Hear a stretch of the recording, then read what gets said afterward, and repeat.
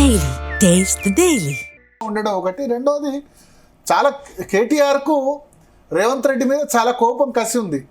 నేను కూడా ఇంటర్వ్యూలో అడిగాను, మీ తండ్రిని మీరు అంటే మీరు ఊరుకుంటారని నన్ను రివర్స్ క్వశ్చన్ అడిగాడు. రేవంత్ రెడ్డిని ఎందుకు మీరు బూతులు మాట్లాడుతున్నారంటే, మీ తండ్రి వయస్సు కలిగిన వ్యక్తిని మీరు ఆ విధంగా బూతులు మాట్లాడితే నువ్వు ఊరుకుంటావు భరత్ అని అడిగారు. నాకైతే ఎడమకాలు చెప్పుతో కొట్టాలనుంది, కానీ కంట్రోల్ అవుతున్నా అని చెప్పారు అదే రోజు. మొన్న కూడా అదే మాట చెప్పారు, నా ఇంటర్వ్యూలో అదే చెప్పారు, ఎడమకాలు చెప్పుతో కొట్టాలనుందని మొన్న కూడా అదే చెప్పారు, ఈ విధంగా నా తండ్రి మీద బూతులు మాట్లాడితే. సో కేటీఆర్కు కొంత కోపం ఉంది రేవంత్ రెడ్డి మీద. సరే బయట అసెంబ్లీలో ఎట్లా ఉన్నా సరే బయట మాత్రం చాలా దారుణంగా బూతులు మాట్లాడుతున్నారు. వెనక దానిలో ఉన్న హరీష్ రావు లేచారు, మిగతా వాళ్ళు లేచారు. కేటీఆర్ లేకపోవడానికి కారణం ఏంటంటే పర్సనల్ ఎనిమిటీ ఉంది, వ్యక్తిగత శత్రుత్వాల వైపు వెళ్ళిపోయింది ఇప్పుడు. కానీ అంటే కేసీఆర్ కి రేవంత్ రెడ్డికి ఉన్నంత పర్సనల్లీ కేటీఆర్ కి రేవంత్ కి లేదు. మనం లెక్క ప్రకారం చెప్పాలంటే ఇంకొకటి ఏంటంటే కేసీఆర్ దగ్గరికి నేరుగా ముఖ్యమంత్రి వచ్చారు కదా. కేసీఆర్ 4 వరుసలో ఉంటే ఓకే, డైరెక్ట్ గా కేసీఆర్ దగ్గరకు వచ్చినప్పుడు లేవాలి. కానీ కేటీఆర్ 4th రోలో ఉన్నారు.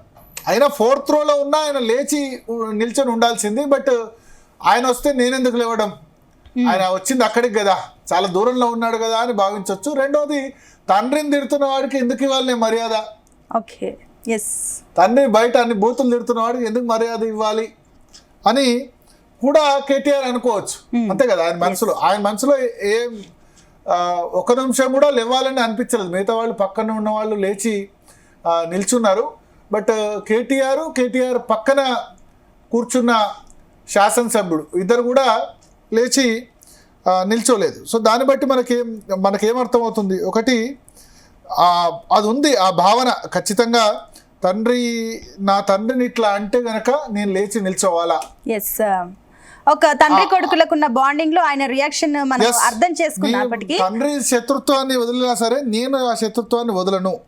బట్ ఇంకొకటి భరత్, కేసీఆర్ అసెంబ్లీకి వస్తారంటే ఈ పాలమూరు రంగారెడ్డి గురించి ఏదైతే కాన్సెప్ట్ అదంతా జరిగింది. ఇంట్రెస్టింగ్ థింగ్ ఒకటి, మీరు ఆ క్వశ్చన్ ముందు కొద్దిసేపటి క్రితం రేవంత్ రెడ్డి చిట్ చాట్ చేశారు. ఆయన చెప్పారు ఏం జరిగిందో, కన్వర్జేషన్ చెప్పారు. ఏం చెప్పారంటే కేసీఆర్ ఆరోగ్యం ఎలా ఉందని అడిగాడట రేవంత్ రెడ్డి. వెళ్ళి బాగుందా అని, ఆరోగ్యం ఎలా ఉంది అని అడిగితే బాగుందని కేసీఆర్ రిప్లై ఇచ్చాట. అయితే నేను ఫస్ట్ టైం ఏం కాదు, గతంలో హాస్పిటల్లో కూడా కలిశాను కేసీఆర్ను. అసెంబ్లీ లోపల ప్రాంగణం పార్లమెంట్ సెంట్రల్ హాల్ తరహాలో చేస్తాను, సభ నుంచి కేసీఆర్ ఎందుకు బయటకు వెళ్ళారంటే అది ఆయన్నే అడగండి అని రేవంత్ రెడ్డి చిట్ చాట్లో జవాబు చెప్పారు. సో ఆ షేక్ హ్యాండ్ ఇవ్వడం మాత్రమే మనకు రికార్డ్ అయింది, ఆడియో మనకు తెలియదు కాబట్టి. బట్ ఆరోగ్యం ఎట్లా ఉందంటే బాగుందని కేసీఆర్ చెప్పాడట. సో ఈ సెకండ్ టైం నేను హాస్పిటల్లో పడ్డప్పుడు, అంటే ముఖ్యమంత్రి అయిన తర్వాత వెంటనే కాల్ జారీ కేసీఆర్ యశోద హాస్పిటల్లో అడ్మిట్ అయినప్పుడు కూడా కలిశాను అని రేవంత్ రెడ్డి రిప్లైగా కేసీఆర్కు ఇచ్చినట్టుగా కూడా చెప్తున్నారు. వాళ్ళిద్దరి మధ్య జరిగిన కన్వర్జేషన్ అది. సో మీరు అన్నారు పాలమూరు, చెప్పండి ఇప్పుడు. అంటే ఇప్పుడు భరత్, ఇప్పుడు పాలమూరు రంగారెడ్డి గురించి మాట్లాడిన తర్వాత కృష్ణా గోదావరి నది జలాల గురించి మాట్లాడతారు. దీని గురించి ఈవెన్ తెలంగాణ ప్రజానికానికి కూడా ఒక క్యూరియాసిటీ ఉంది, కేసీఆర్ ఏం మాట్లాడతారని చెప్పేసి. ఎందుకు మరి మాట్లాడకుండా వెళ్ళిపోయారనుకోవచ్చు. నెక్స్ట్ ఆ తర్వాత ఇప్పుడు మళ్ళీ Jan 2కి ఉంది కాబట్టి ఆ టైంలోనే వస్తారని అనుకోవచ్చా? చెప్పలేం, నాకు తెలిసి రారని నేను అనుకుంటున్నాను. పవర్ పాయింట్ ప్రజెంటేషన్ అవకాశం ఇస్తే వస్తారు, లేకుంటే రారు. ఆయన హీఈస్ నాట్ ఇంట్రెస్టెడ్. ఇప్పటి వరకు జరిగిన 2 సార్లు సభకు వచ్చారు కదా, ఆ 2 సార్లు ఏ సంఘటన తెలుసా? ఒకటి గవర్నర్ స్పీచ్ అప్పుడు గవర్నర్ స్పీచ్ చెప్తారు, వెళ్ళిపోతారు, సభలో ఇంకా వేరే ఏమి ఉండదు. రెండవ రోజు బడ్జెట్ ప్రవేశపెట్టడం, బట్టి విక్రమార్క అసెంబ్లీలో బడ్జెట్ ప్రవేశపెట్టారు. ఆ రోజు వేరే ఎజెండా ఏముండదు, ఓన్లీ బడ్జెట్, ఆర్థిక మంత్రి బడ్జెట్ ప్రవేశపెడతారు, వెళ్ళిపోతారు. సో ఈ 2 సందర్భాల్లో మాత్రమే కేసీఆర్ రావడాన్ని బట్టి ఏంటంటే ఇంకా వేరే ఎజెండాలో పార్టిసిపేట్ కాదలుచుకోలేదు. ఇప్పుడు కేసీఆర్ అక్కడ కూర్చుంటే ఎవరో ఒకళ్ళు ఏదో ఒకటి అంటారు. కేసీఆర్కు మాట్లాడే అవకాశం ఇచ్చినా రన్నింగ్ కామెంటరీ చేస్తారు. రన్నింగ్ కామెంటరీ చేయడం ఆయనకి ఇష్టం ఉండదు. పెద్ద పెద్ద బహిరంగ సభల్లో వేలాది మంది ఉన్నప్పుడే ఎవరైనా మధ్యలో మాట్లాడితే మాట్లాడకు, గమ్మనుండు, ఎందుకు లొల్లి చేస్తున్నావు. తర్వాత బాగా ఫేమస్ డైలాగ్ ఆడోడు ఈడోడు 30 నాడు అంటుండే కదా, అది బాగా సోషల్ మీడియాలో ట్రెండింగ్. సో ఆడోడు 30 నాడు, తర్వాత వీళ్ళు మన వల్ల పగ వల్ల పటాకులు ముట్టించినా సరే ఎందుకు పటాకులు ముట్టిస్తున్నారు, బంద్ చేయండి. అంటే ఆయన మాట్లాడే దాని మీద సీరియస్ ఉంటాడు. ఏ ఒక్కళ్ళు చిన్న డిస్టర్బెన్స్ వచ్చినా ఆయన ఊరుకోరు.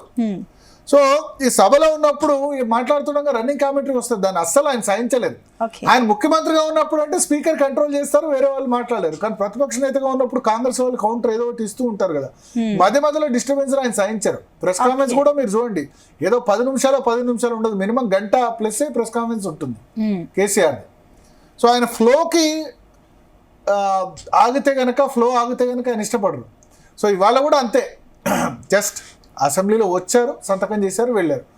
ఏదో రూల్ ఉంది, 50 రోజులు వర్షంగా రాకపోతే సభ్యత్వం రద్దు అవుద్ది సెషన్ జరిగితే కనుక. అంటే దానికి కూడా ఎక్స్క్లూజన్స్ ఉన్నాయి. హెల్త్ బాగాలేకపోతే రాకుండా ఉండొచ్చు, స్పీకర్ దగ్గర పర్మిషన్ తీసుకోవచ్చు, లీవ్ పెట్టొచ్చు, ఇవన్నీ రూల్స్ ఉన్నాయి. బట్ మొత్తానికి కేసీఆర్ అయితే చాలా మంది కేసీఆర్ ఏం చేస్తారు, ఏం మాట్లాడతారు అనుకున్నారు, కానీ మాట్లాడే అవకాశం బహుశా శాసనసభలు రాకపోవచ్చు.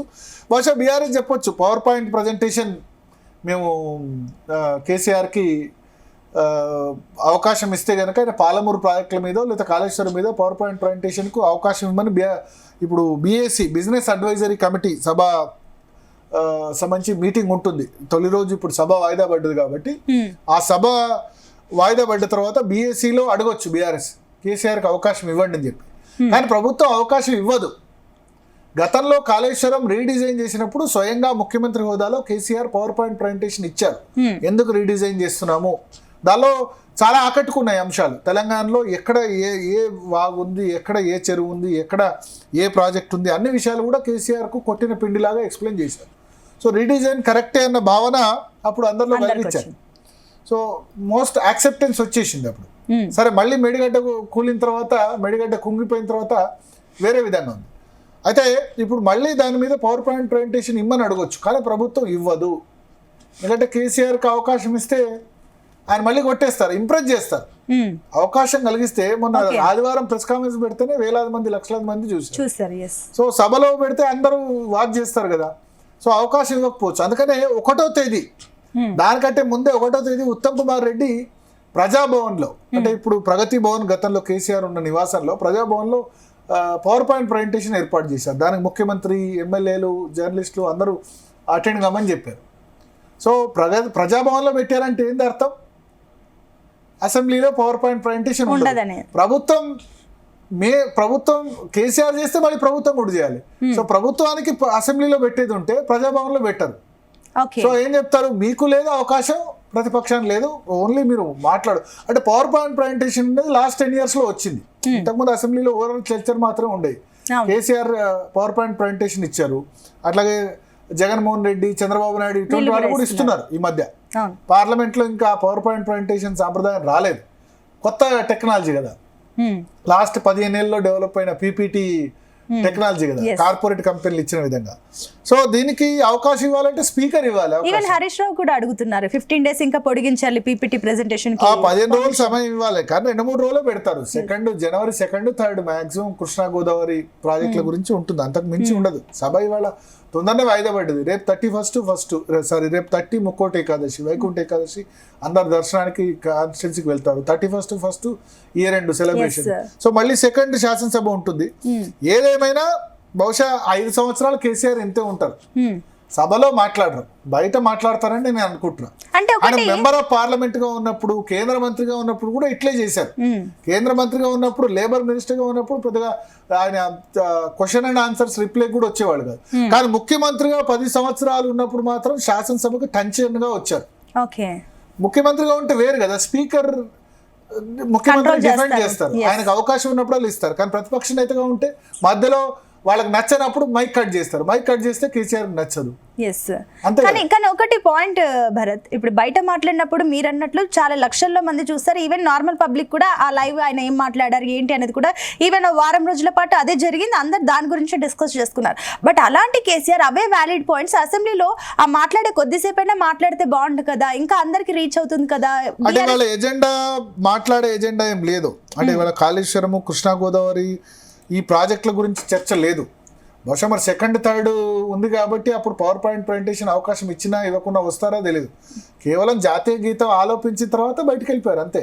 ఉండలేదు, వేరే ఎజెండా జరిగింది చర్చ 1.5 hour జరిగింది, కానీ సభ వాయిదా పడింది, దానిలో లేరు KCR. So he don't want, అంటే ఏంటంటే నన్ను నేను ఎందుకు చిన్నబుచ్చుకోవాలి వీళ్ళతో మాట్లాడి, నన్ను నేను ఎందుకు తగ్గించుకోవాలని ఆయన అనుకుంటున్నారు. ఉంటే కనుక అసెంబ్లీలో ఏదో విధంగా అవమానం చేస్తారు, అసెంబ్లీలో ఏదో విధంగా మాట్లాడతారు అని చెప్పి. సో ఆయన ప్రతిపక్షంలో ఉన్నప్పుడు 2009లో ఢిల్లీలో ఉన్నప్పుడు మాకు చెప్పేవాళ్ళు, జయలలిత గెలిస్తే కరుణానిధి